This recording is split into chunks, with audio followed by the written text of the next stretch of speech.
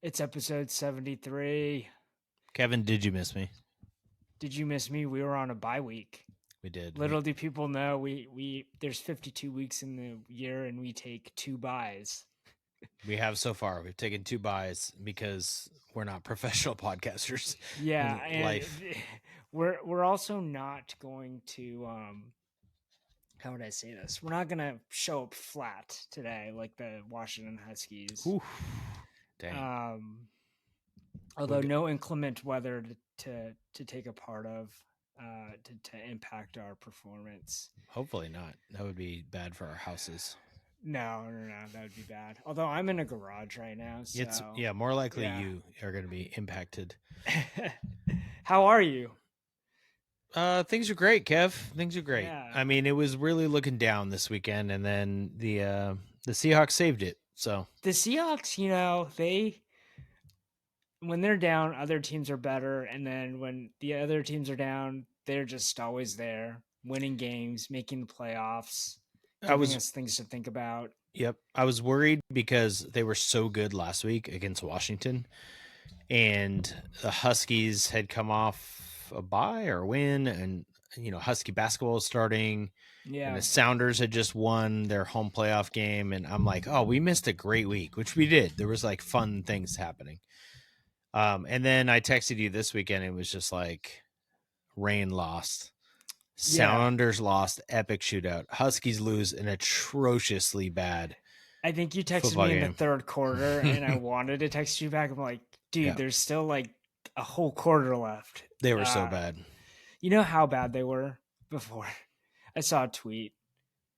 Their leading passer was their punter. The Wisconsin. I know. I was going to save that one, but you were on it. Yeah. God. Yeah. Wisconsin's leading passer in the game was their punter. But we're not going to start there, Kev. We're going to start happy thoughts. We're going to start happy thoughts. Although, do you want to start with something, a little sad, but in fairness. R.I.P. Lenny Wilkens. Lenny Wilkens, basketball legend. Yeah. You're part, I would say we're part of the Seattle basketball community. I mean, not to the extent as some actual people that played this sport and started for Seattle teams. Wow. I feel like that was a veiled shot. No, I mean, we both played for Seattle Prep, but I don't think we had collegiate careers or professional careers. But Lenny Wilkens was very visible at almost everything, small, big. And he wasn't to me, he always seemed like an old guy. But what was interesting he had an old look for sure, even when he was young.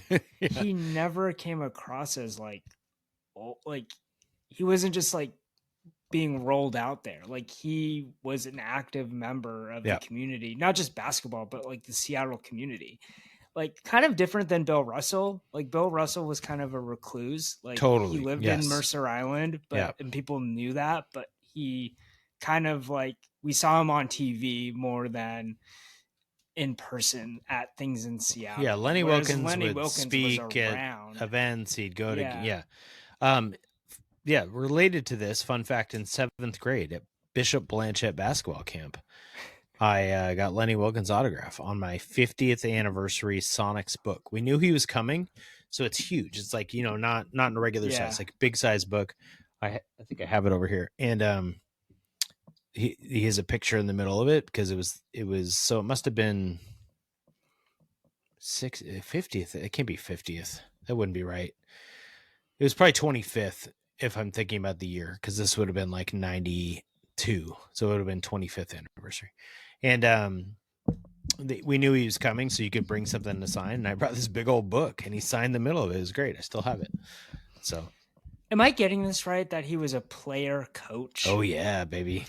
That is so cool. Yeah. That you could be a player coach. And I don't know when that stopped in the NBA. Was he like one of the last people to do it? I think Bill Russell might have done it. Bill Russell did it. Yeah, that's a good point, Kev. It's about that era. It's late 70s is kind of when it ended. Yeah. Yeah. I feel like JJ Redick could do it for the Lakers. I think he wants to sometimes. He's like, I'll get in there and run this and hit this three. You know, I mean, who says LeBron's not doing it? It's like the worst kept secret is like LeBron is I think- coaching the team. but way less with JJ there now. Yeah.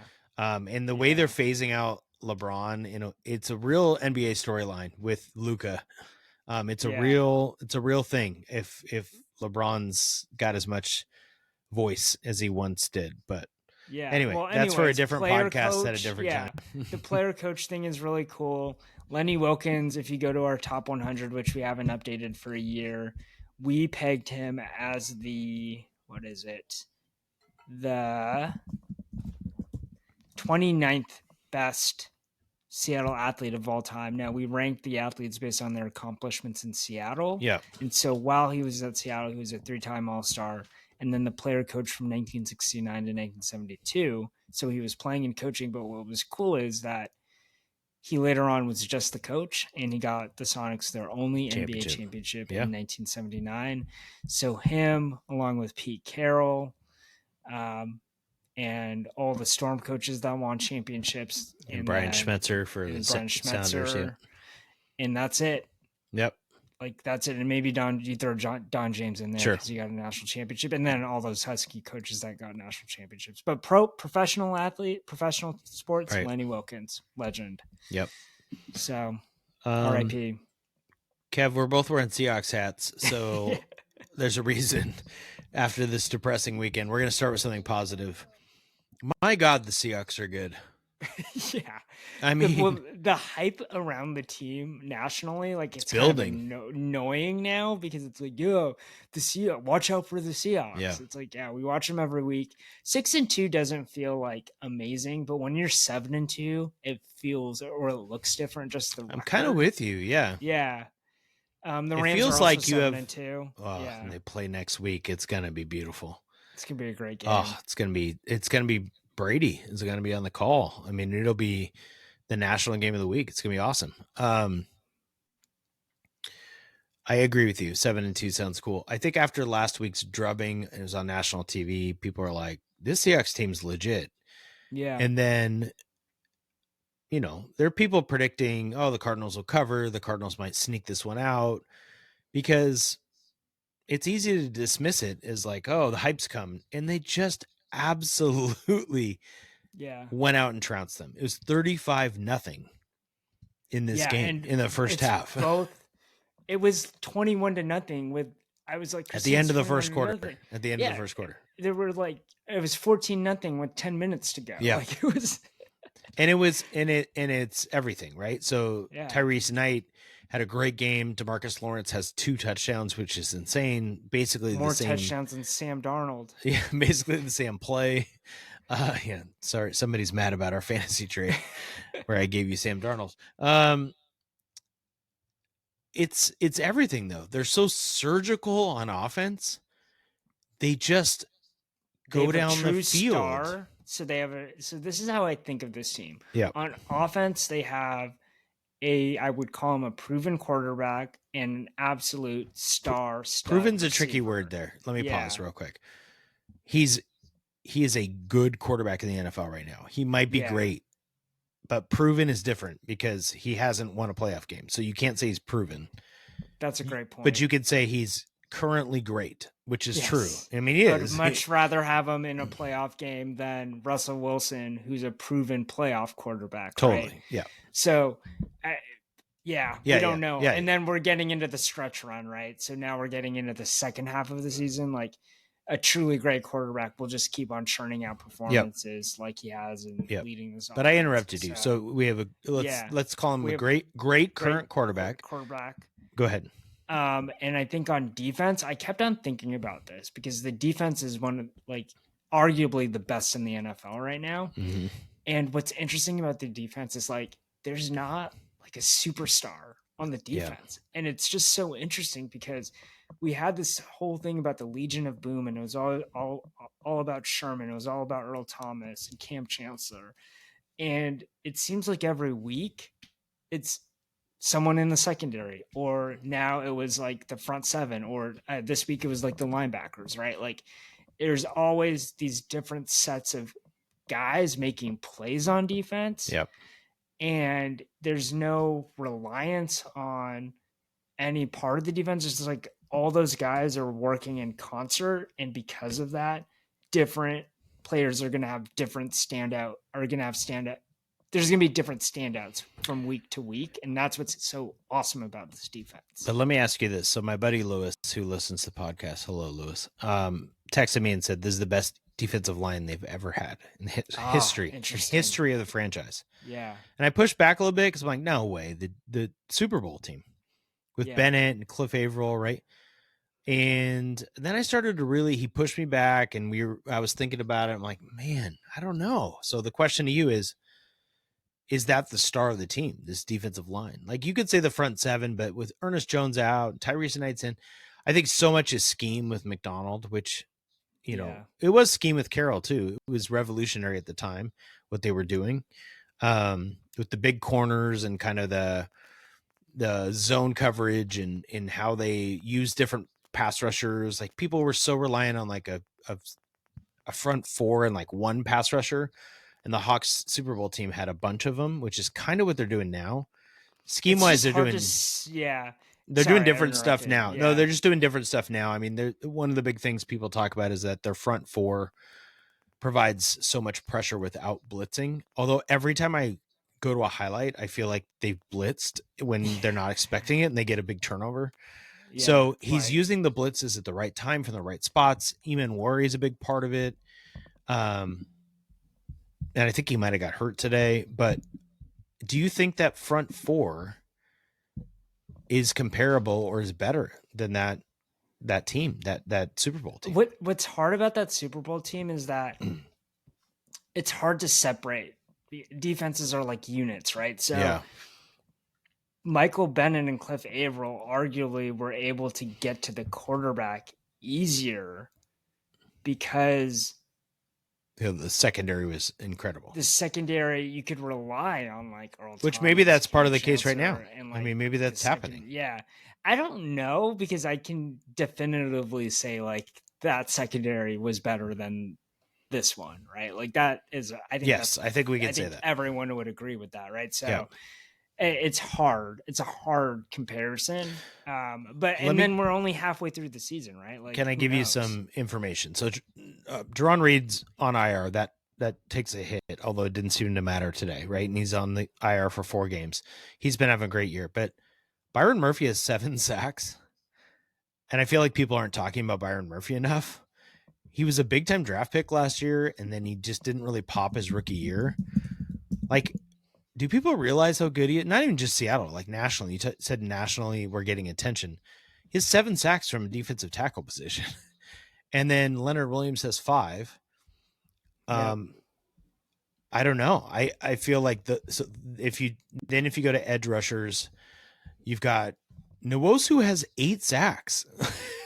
Uchenna Nwosu was like left to die, not to make light of it, but it was like, oh, he's just hurt all the time.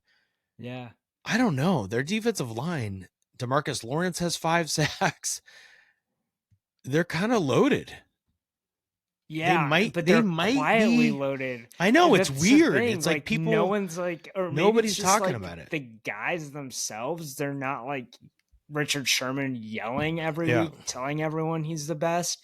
It's just different. These dudes are just not wired like that. And I don't know if the Seattle sports media or the Seahawks aren't doing a good enough job of like making these guys like figures. It's just so weird. I'm going to tell you what's so weird. We're 7-2 and like they don't have a superstar on defense, but their defense is the best in the league. Their defensive line might be the superstar. Like the defensive line might be that good.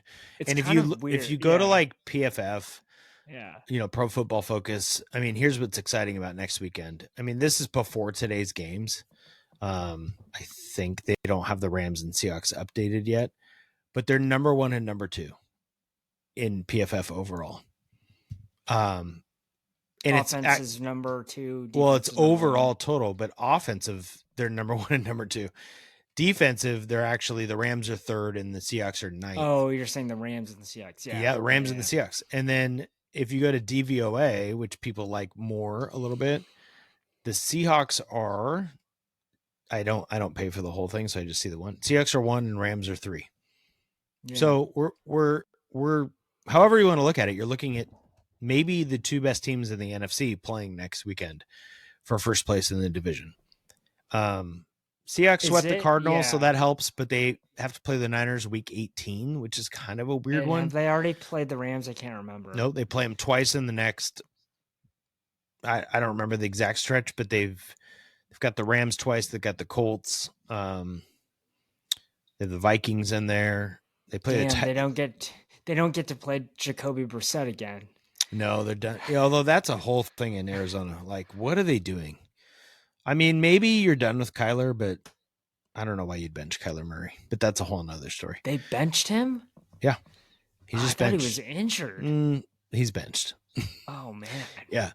They might say there's an injury, but everybody down. If you go on Twitter and start, you know how the algorithm, if you click on one tweet, it gives you a bunch of others. I clicked on a Cardinals tweet, and it's all like, this franchise is ridiculous. They should all be fired. They're benching Kyler for Brissett. What are they doing?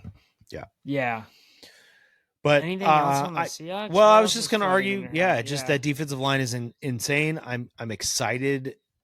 It's the NFL, so maybe it'll never happen. But if they could ever get a back end where Witherspoon, Love, Woolen, Job, Eamon Worry, and Bryant are all playing. I mean, can they get better? Maybe it doesn't matter. I don't know. I'm really geeked out for next weekend. I want to make sure I don't have something to do on Sunday. I want to watch that game. Yeah, let's tell the people when the game is so they can start figuring out their weekend. I think it's 1:00, unless it gets flexed, because I think they can start flexing games into Sunday Night Football.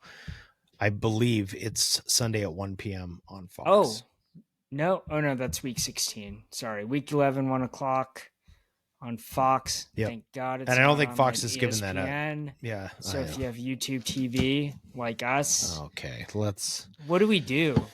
Can we talk about this? No. Yeah. Okay, let's talk about it. Yeah, let's talk about it because then we can talk about the Husky basketball. Okay, that's fair. Because I was able to watch it on an illegal stream. Okay, I needed to text you for the illegal stream, so I went to dinner tonight after coaching a 6th grade CYO game. We don't want to talk about that one. And I was looking for an illegal stream, but I'm so bad at it that I'm like Googling illegal stream Huskies. Do you actually Google? Yeah, I didn't know what to do. I didn't know how to find it. I'm a rule follower, Kev. Yeah. I don't have ESPN currently because I use YouTube TV.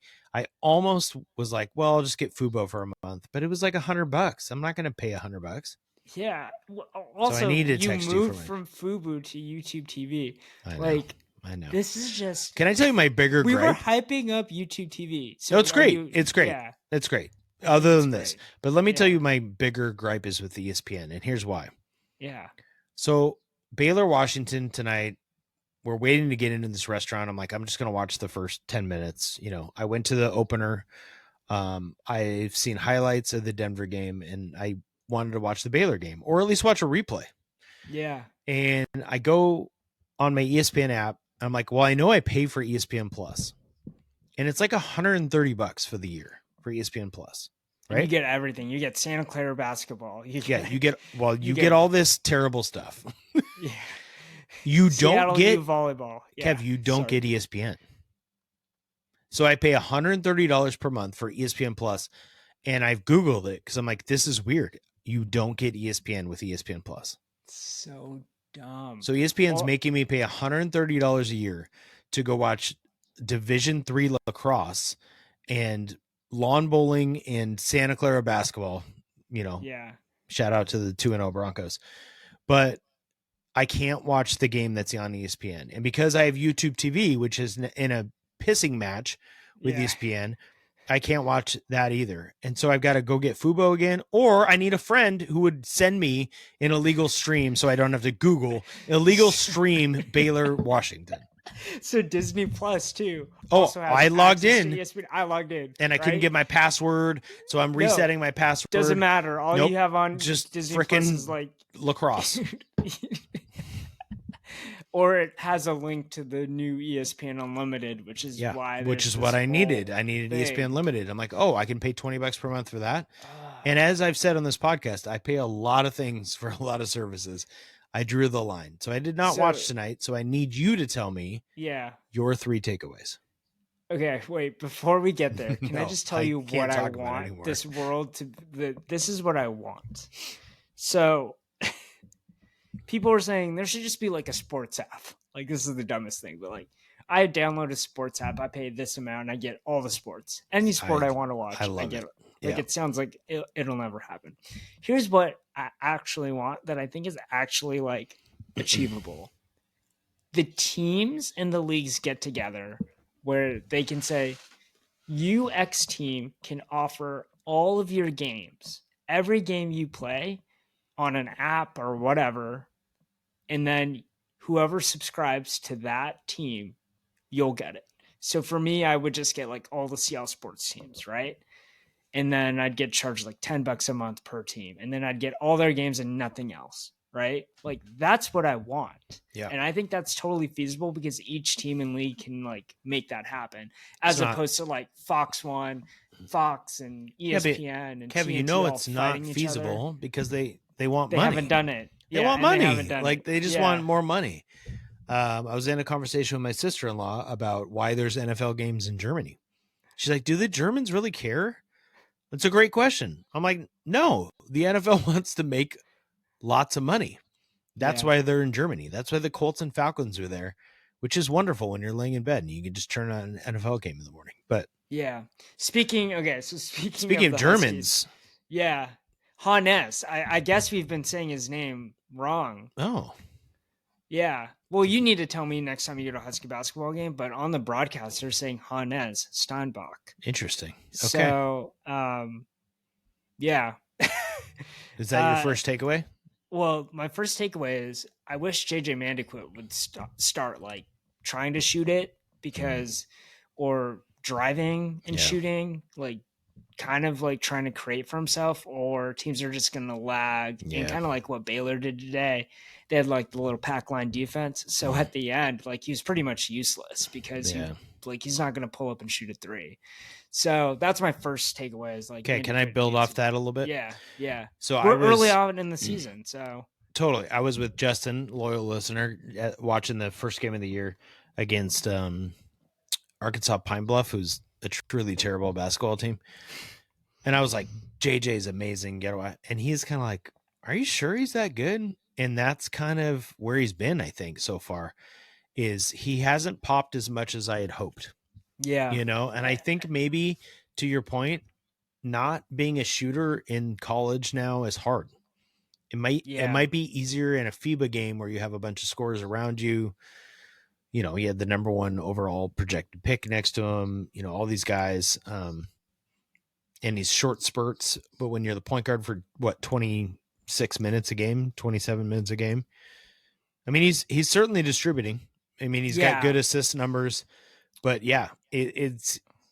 I want to dig and see his plus minus. Yeah. Because surely Sprinkle's looking at that, and it might be the case that, I mean, he's leaving them in. Like at the very end of this game, they got it to 2 possessions. They were down like 73-68. Yeah.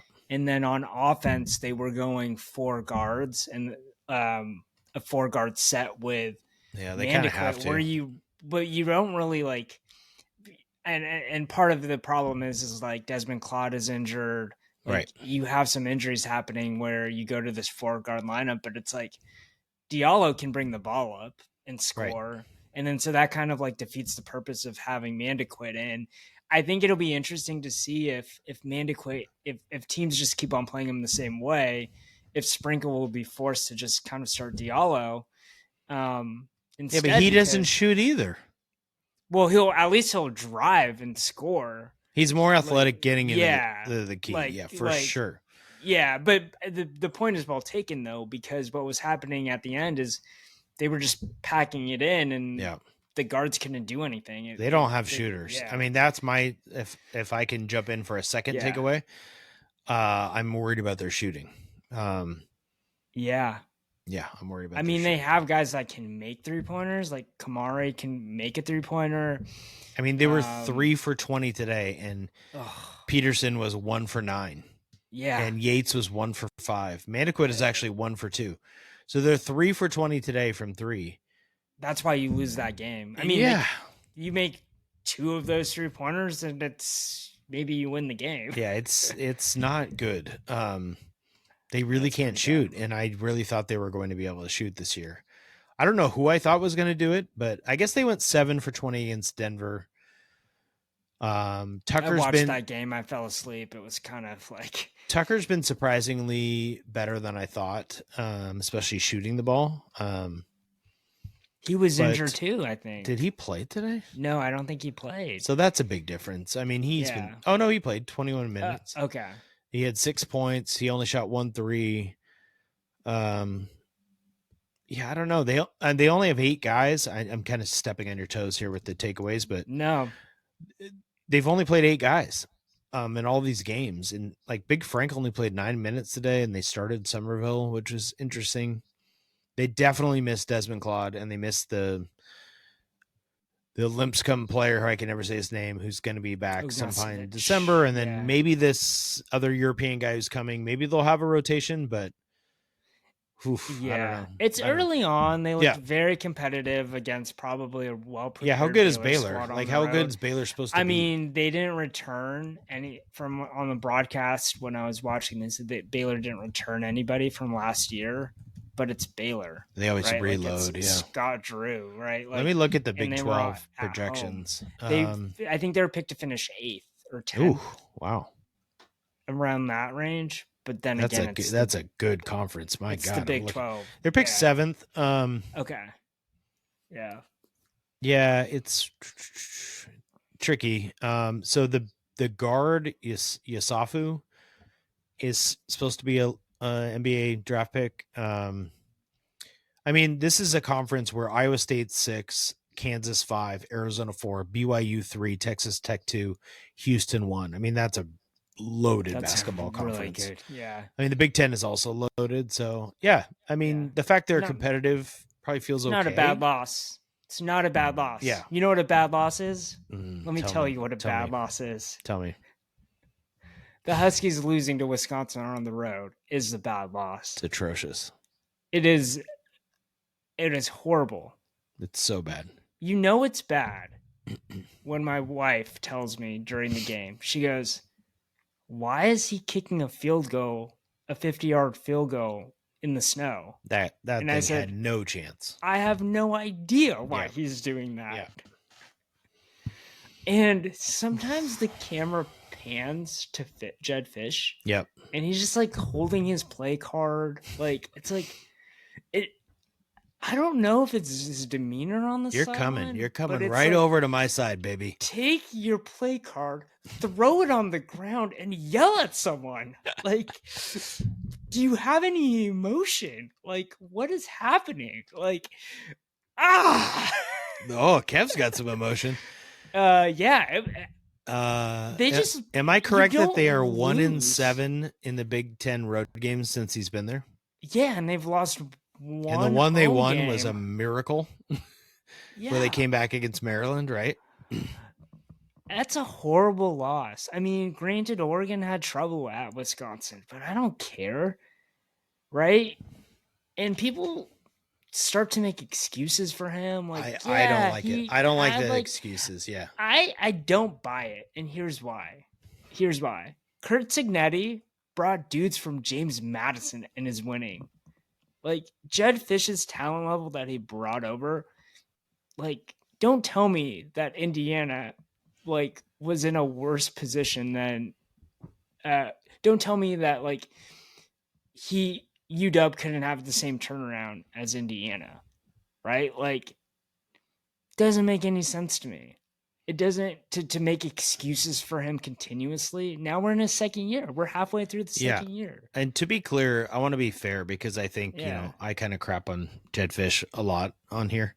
Yeah. I don't have expectations that they're a national title contender. I've been saying since the beginning of the year that I saw a tough road. I thought the win against Illinois at home was awesome.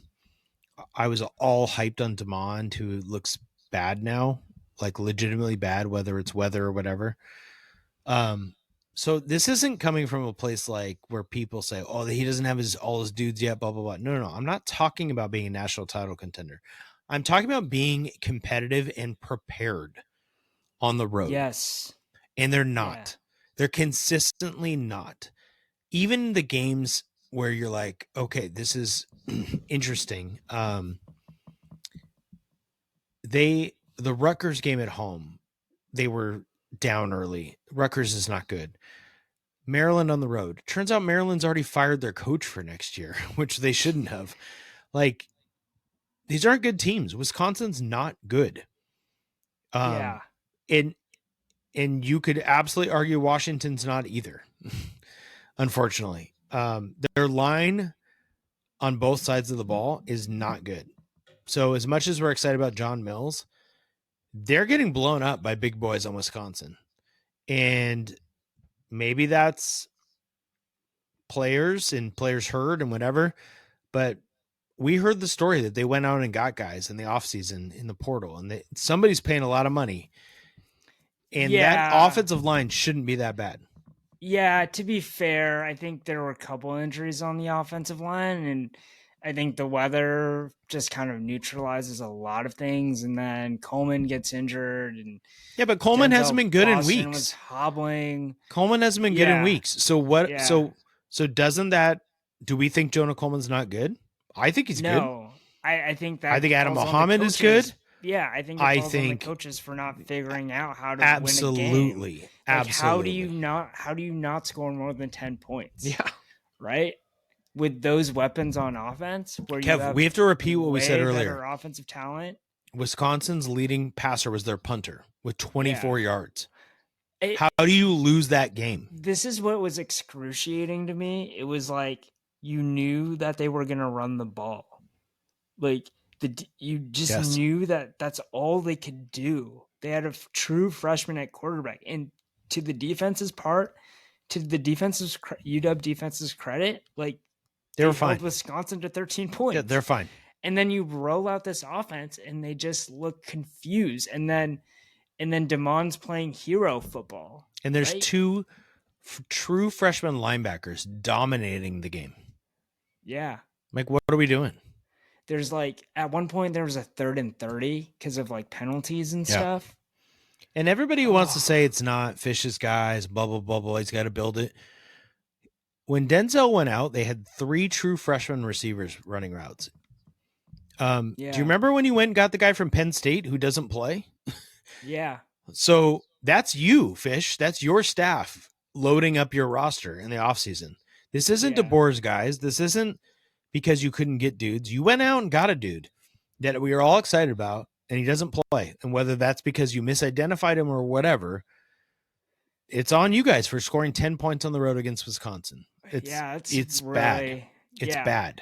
So, I mean, it's amazing how, and let's totally be transparent. Like, the last time we met, we were talking about, the last time we had this podcast, we were talking about, hey, all of a sudden you win 3 games, you could be in the college football playoff. Like, it's amazing how things change. You said that. Yeah. But I pointed out the losses that were coming. Yeah, to be not fair, Wisconsin. I just said, I asked you the question, do you think they're going to go beat Wisconsin, UCLA, and Purdue? And you actually said, you're like, they're probably going to lose to one of them they shouldn't lose to. I feel like that's what you said. I don't know. Yeah. And they did. Yeah. And they can still finish the season strong, and objectively, it'd be a very successful season to go from 6 to 8 to 9 wins. I'm happy with it. But the ultimate question is Fish, and I think we knew this when they hired him. Fish isn't DeBoer or Chris Peterson. Yeah. His ceiling is probably Sarkisian. When Sark was at UW. Yeah. Right. Which means his ceiling's probably what he did at Arizona, which is a 10-win season. And that's his very best. Right. It looks like he's probably going to lose 3 games every year. And and the problem is they're losing it. I mean, sure, they're not as talented as Oregon. That Oregon game's going to be brutal at this point, is what it feels like. Although it is at home, they play a lot better at home. but Um, totally different team. they're- They're just juiced up. Yeah. but I don't know. He gets out coached all the time, That's also frustrating. all the And time. it makes me wonder, should he just give up play calling duties?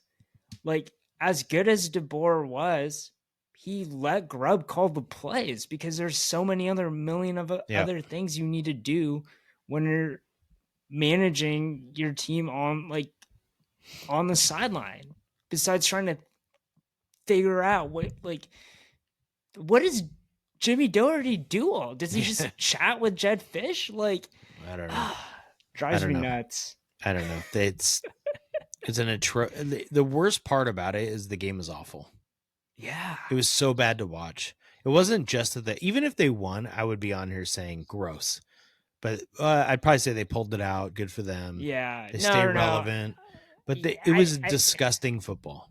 I think this is what was frustrating is the whole game they could have won. They could have won it to maybe what was it, the last where Damon Williams, like, they had the fourth down, like they were still in it. They had one more chance to but I texted you. I did text you early because it just didn't look like they could do anything. Yeah. Damon was rattled, and maybe he's young and he shouldn't be rattled anymore, man. He's still pretty young, but like you got to find ways to get something going, a screen pass. I don't know, whatever. Regardless of what the reason was, you can objectively say Wisconsin outcoached them on that side of the ball because whatever they tried didn't work. So therefore you got outcoached. Like, it's the reality. Unless you think Wisconsin has better players, which I don't think anyone would say going into the game. So, yeah. So here's my ultimate question for you. And we always like to talk about bigger things. Chris Peterson lost 6 games his first 2 seasons at UW. Combined or in each season? Each season he went like 7-6. They made bowl games, and but it was more of the same until he had that run of like 10-win seasons, Pac-12 championships, CFP appearance. But it makes you wonder here, right? Like, and maybe I'm just siloed in the algorithm, right? Like Husky Twitter just kind of losing its mind, which I think this week it was very warranted. Like, is the leash too short, or is it just different? Right. And I think we're kind of in a unique position because we saw that this program can be at the mountaintop, right? Or close to it. Yep. And so can we act like, can the Washington Huskies act like one of these big programs and just fire a dude for losing 5 games in a season? I don't know. I don't know who you're getting. So I don't know who you're getting. Yeah, that's the thing. Who are you wooing? Like, the last cycle they got DeBoer, and like that's great. And but there was no guarantee. I'm going back to look at the Peterson stuff because you got me interested in that. So this first year, they started 4-0, and they were scoring points.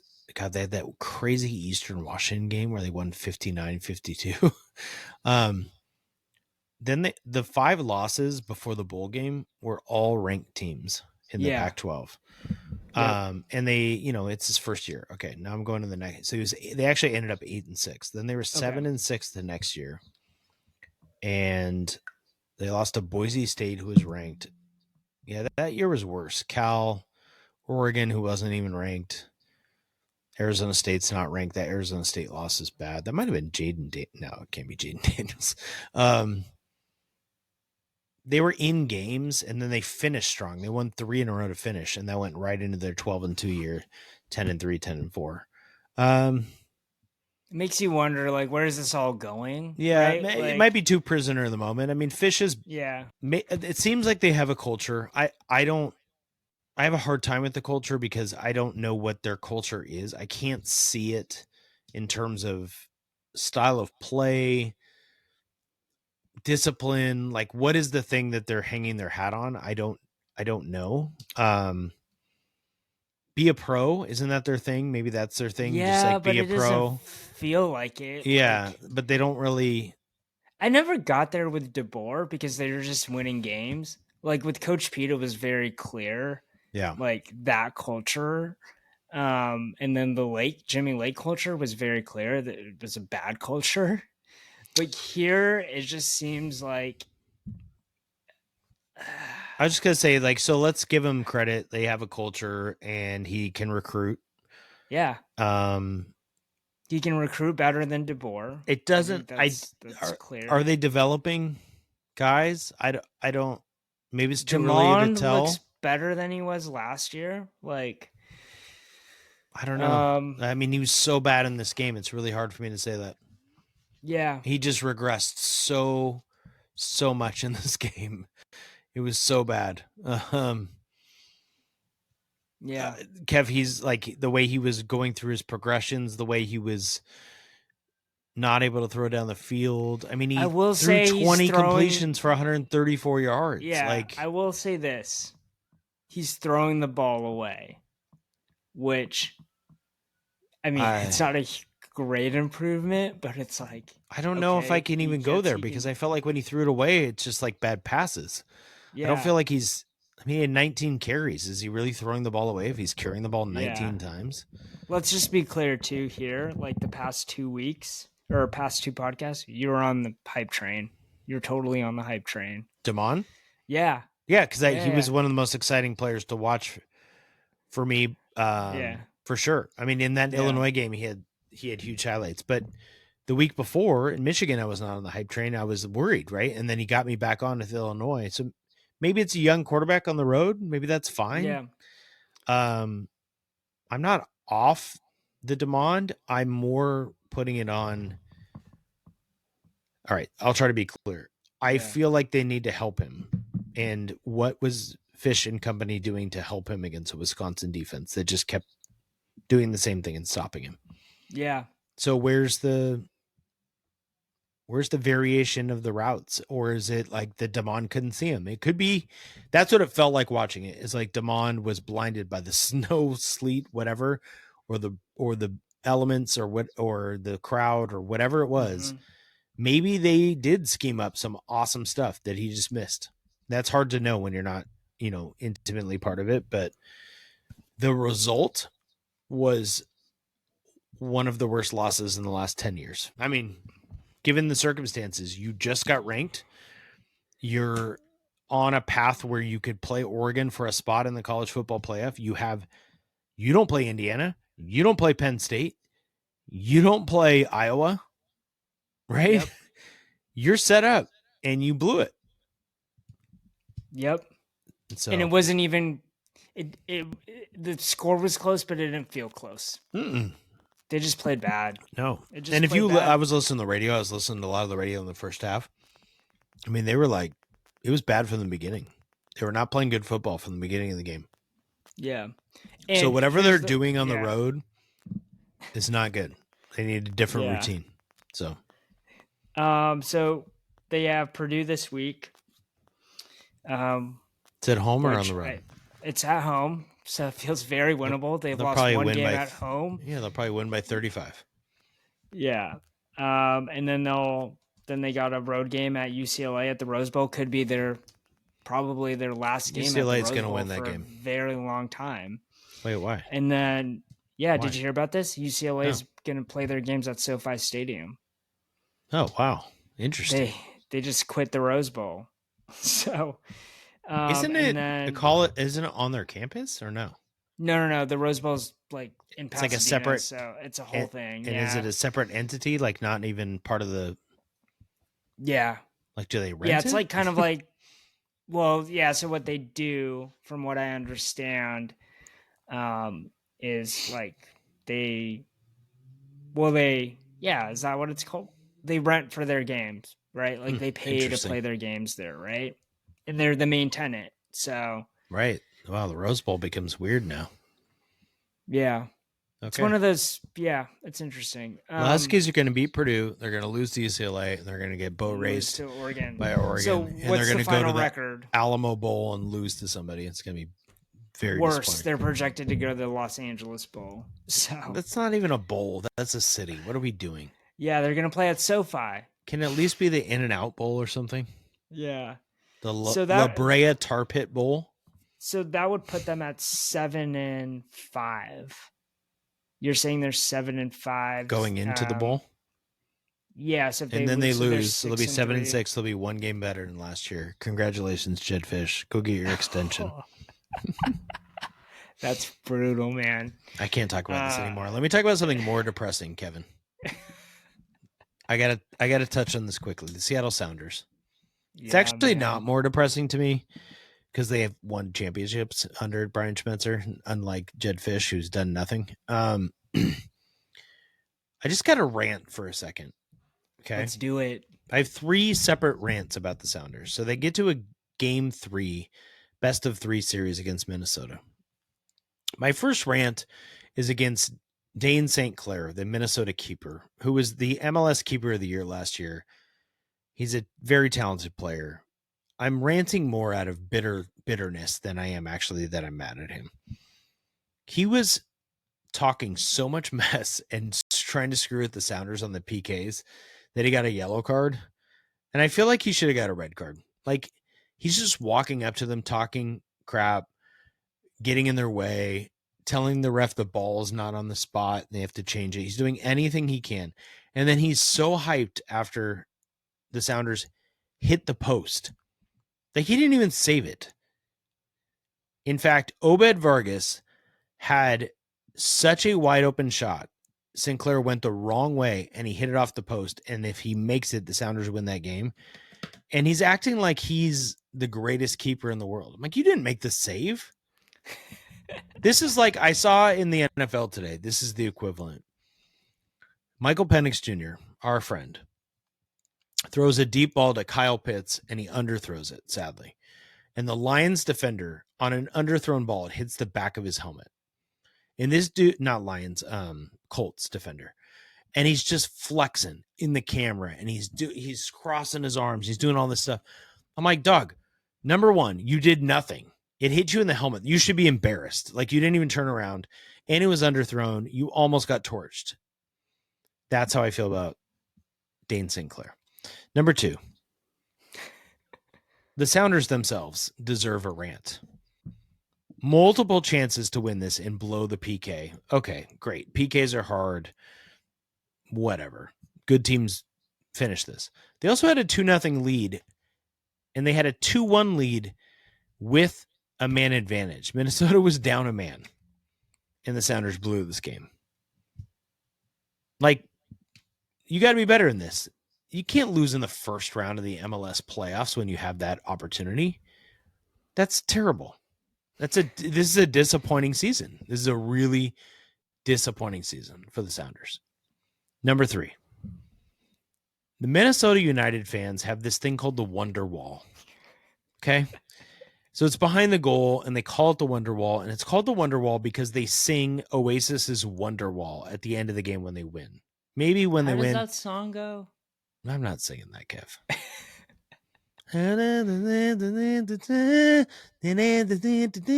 that right? What a lame song. Or am I singing a different one? Is that a different Oasis song that I just sang? Dude, I don't know. I looked it up. I'm like, maybe I'll give them credit. Maybe like some sick kid came up with the idea and they're honoring the kid. Or maybe Oasis, maybe one of the Gallagher brothers really isn't English and he was born in Minnesota. No, these guys were born in England. This song is stupid. In fact, in the article about why Minnesota United has it, it basically says the song could be about loyalty, intimacy, or hope. You get to decide. What are we doing? What are we doing, Minnesota? You decided years ago to pick a song called Wonderwall from a British duo that no one really likes that much, and it's your song? Hello, Prince is from Minnesota. How about you sing Little Red Corvette at the end of the game? How about you sing Raspberry Beret, 1999, anything. You have Prince from your city. Prince, arguably the greatest artist of all time. And you chose Oasis? And then you're the Wonderwall? And this stupid Apple TV broadcast the whole time, Kev, is just like this guy with this fake British accent. He's probably not even really British. He's like, oh, the Wonderwall's so amazing. Here they go. Do you like my accent? It's really good. And they're just singing the song. Oh my God. I hate it so much. Why'd you leave it on? Aren't you the type that when your team loses, you shut it off? Only the Mariners. Yeah. The Mariners lost that game.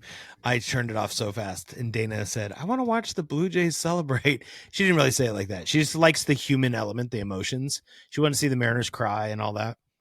She's like, Joey Cora in the dugout, 95. Don't you remember? I'm like, I can't. This one, I don't know why, Kev. Because this freaking Wonderwall had me. Yeah. All right. So the Sounders, okay. Actually, it turns out I'm more disappointed than the Huskies. Yeah. Are you as disappointed in the Sounders as you are disappointed in the Seattle Reign? It didn't help that Laura Harvey had a whole article about using ChatGPT to form her formation this year. And then they lose in the first round. Seattle soccer, really a rough week. I'm disappointed as a season ticket holder that the Reign lost in the first round of the playoffs. That's lame. Did you go? It was in Orlando, Kevin. No, I didn't sorry. go. Sorry. This is how much I follow the Reign. Yeah, I did not go. They had chances. Is actually, I don't know. MLS is weird with the best of 3 in the first round. I don't know what to say. It's both teams really disappointing, losing the first round of the playoffs. Like, be better. Yeah. Here's what I'm pissed about the Reign. They went out and got Lynn Williams. Congratulations, she's pregnant. I'm not throwing any shade at Lynn Williams for not being able to play. Lynn Biandalo. Mia Official, remember we talked about in this podcast how cool it was she came over. She didn't know she played, but she's not doing anything, right? They're playing like rookies. They're counting on them to score.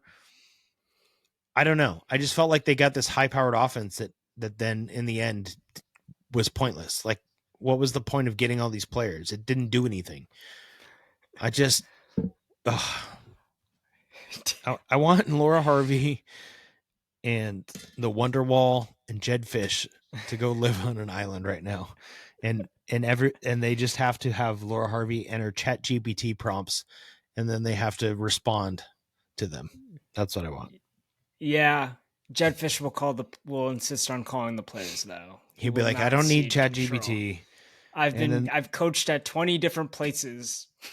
I've coached with all these great people, and then the Wonderwall will just be singing the whole time. It sounds like hell, honestly. Let's end on a high note. Let's. Here's what we'll do for top 5. All we right. discussed this before, because we coming off the bye week, came in like the Huskies, didn't come in prepared. So we're gonna. You don't have to say that, Kevin. No one knows. We're gonna give you. Don't give away our secrets. Top 5. Doesn't matter because no one actually listens to the whole thing. They just watch the TikTok. Yeah, they do watch the TikTok. So maybe this will be. So I'll just name my top 5, and then you can dissect it. Can I tell you something quick before you do this? Yeah. Speaking of the TikTok, I had high schoolers this week. I was on a retreat with some high schoolers. Yeah. And they said, "Oh yeah, you came up with my algorithm. Isn't that scary, Mr. Elsner?" I was like, "It is scary." And then did they say that? And that was it? No, they're like, "It's really cool you have a podcast." That's what they say. Cool. Yeah. So, I like it. All right, top 5. What are you giving me? Top 5. Okay. So top 5 athletes in Seattle right now. Should I go from 5 to 1?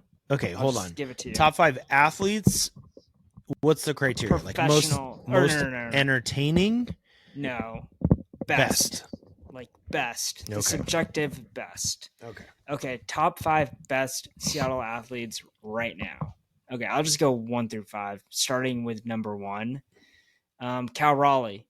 Easy. Yeah, you can't really argue against it. MVP candidate, even if he doesn't win, led the team to the ALCS this year. Ridiculous. I don't know if everybody saw this, but just to talk about Cal for a second, I don't know if you saw this. You probably did. New Balance, he signed with New Balance, And they had this promotion in Seattle today, down by the stadium. They were giving out these hats that said, when it rains, it dumps. You know what? That's a cool hat. We got contacted. I got a direct message from one of their media people inviting me to go out. I should have given you the invite. Whoa. Kevin, I'm in shock right now.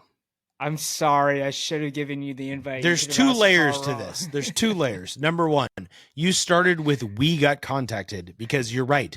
We run this podcast together. And then you did not share that with me. I'm sorry. Number 2, you don't live in the city and I do. Yeah. What the hell, Kevin? We get chances to play reporter every once in a while. And yeah. So yes, I did hear about it. As long as this happens and we operate this way, we're going to be a JV podcast, Kev. Yeah. If you want to be a varsity podcast, can you start sharing the things? Yes. Yeah. Okay, great. Okay. Okay. So, number 1, Cal Raleigh. Number 2, Julio Rodriguez. Oof. I think Julio also had a career year this year, and he also helped the team make it to the ALCS. Counterpoint for me. Counterpoint. Did Julio Rodriguez lead the league in anything? No, but that's not the measure, right? Because Jackson Smith and Jigba has the most receiving yards in the NFL right now. And might be the best for receiver. A first-place team. Yeah. All right, so you got me convinced. I think you bump him above Julio. It is a short span, but he had a good year last year, too. Yeah. So we're at Cal, JSN, Julio. Okay. Number 4. Are you doing this on the spot? I thought you had a list. No, is it Sam Darnold? Well, here's what's tricky, right? So like if you want to go to like the Storm, it's too confusing right now. So if we could just say we're going to eliminate them because everyone's a free agent, so they're not really on the Storm. We don't know if they're coming back. The Storm can't be a part of it, right? Is there really anybody on the Reign playing at the level to be included? No. Is there an individual on the Sounders playing to be included? I mean, Christian Roldan is on the national team. So yeah, I know you don't care about soccer, Kevin, but that's not the point. I mean, and then I don't think there's anybody on the Kraken that are standouts enough. To kind of like if I was going to talk about the Kraken, I would talk about how statistically they should be the worst team in the NHL, and they're not. And I don't know what to do with that. Yeah, I think you got to think like, is anyone better than like Brian Wu, right? Like, who would you rank above Brian Wu? Maybe Denzel Boston. I think Denzel Boston's number 5 because he's just played so consistently great. So you'd put Darnold 4, Denzel Boston 5. I think I'd put Boston 4. Yeah. Darnold 5. Denzel Boston is like an All-American right now. Yeah. Like with last maybe year. Maybe Jeremiah Smith from Ohio State, maybe? Well, what was interesting was last year he fell off in the second half. That hasn't happened yet, and we're in November. Yeah. I'm going to try of the big 3, he's been the biggest. Well, college football is so hard because Denzel Boston is 21st in football and receiving yards. So, but there's all these touchdowns. I mean, he has 8, but there's guys with 10. Like, you know, I don't know. It's just Jeremiah Smith has more yards. There's a guy for Rutgers who has more yards. There's a USC. There's a guy with almost 1,000. I'm looking at like the big schools. There's a guy at Florida State with more yards. There's a guy at Tennessee. There's a guy at Louisville. So he's probably not an All-American right now. He's just so good when you watch him. Yeah, he was hobbling and still making catches. Like, I don't know. I'm gonna go Darnold. Okay, so Wait, Yeah. And what Darnold about hasn't, my man Byron Murphy or Leonard Williams? or the defensive line at the Seahawks is like, we like to think of. Yeah, but Leonard Williams is like, Yeah, big cat. I don't know. He's a dude, man. This is Yeah. hard. I'd probably rank them above Darnold. Darnold's So, pretty good, though. I'm totally going back and forth on you. Darnold's pretty good. just for the sake of like individuals, like, let's go. Darnold has the best QBR in football right now. Yeah, that's hard to argue against. Let's go with Darnold 4. You want to go Boston 5? I like Denzel Boston. I think he should over Haynes Steinbach and over DeMond. Yeah, Steinbach's doesn't help. Steinbach's. Yeah. It's early, Kev, but he's a lottery pick, man. He had 15 rebounds tonight against Plays Baylor. above the rim, like he's really good. Five's a real debate. Also, just a shout out to the Husky women's team who've only played one game, but Avery Howell came out in that game, the transfer from USC, and had 16 points and didn't miss a shot before she missed one. Like she was 3 threes right away. They look good. That's a portal pickup, Jedfish. Yeah, that's right, Jedfish. Avery Howell's the real deal. They play Montana on Monday. That'll actually be an interesting test. And I think Husky basketball will be fun in the city this year. Yeah. So I'll go with you with Denzel 5. That's okay. Fine. So counting down from 5, top 5 best athletes in Seattle: 5 Denzel Boston, 4 Sam Darnold, 3. Who was 3? Julio. 3 Julio. 2 JSN. 2 JSN. Number 1 Cal Raleigh. Sounds good to me. Top podcasts in Seattle. The Wait for It Seattle podcast. And we're probably number 1. Honestly, we'd be number 1 if I reported from the New Balance event today. Then we'd be number 1. We'd be number 1 if people would respond to our media requests so we could get the interviews we asked to. Yeah. Thanks for listening if you're listening.